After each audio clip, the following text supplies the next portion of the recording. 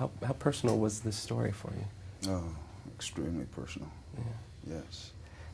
In the vicinity in relations to the area in Sierra Leone, where were you born and how? I was how far born was it? in I was born in Republic of Benin.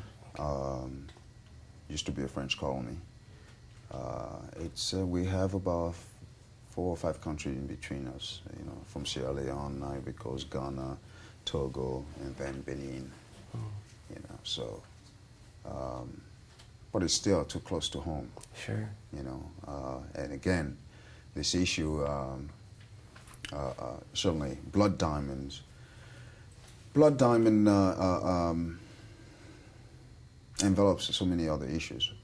You know, the displacements of the people affect all the neighboring countries around Africa.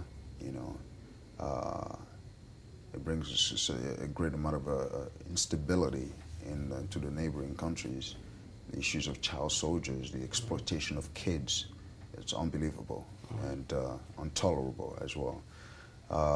And so, yeah, that's why it was, you know, I'm grateful to have had the chance to be part of this, the making of this, and certainly I commend Edswick and commend DiCaprio, and certainly Warner Brothers, who's poured so much money in bringing this, in shining light on this issue.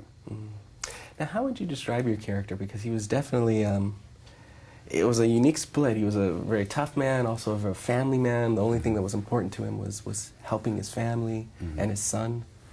How would you go about describing the character? Well, he represents every single, you know, African man, you know, trying to survive in Africa. And again, here's a man, a fisherman who didn't have the luxury of an education, a proper education, who was fighting day in and day out and struggling day in and day out to be self-sufficient and certainly to make enough money to give the chance to his son to have a better education, or certainly to have a minimum education. And here is the kid, you know, torn, his family torn apart, and his son been taken in, you know, as a child soldier. And it was a powerful story, and being from Africa, you know, it resonates loudly. You choose such great roles, and you play such different characters in every film. What goes behind, for you, the decision to take on a certain part? Well, first of all, if it means and brings out a great message, and certainly if it's, because again, nowadays films are used as an instrument of education.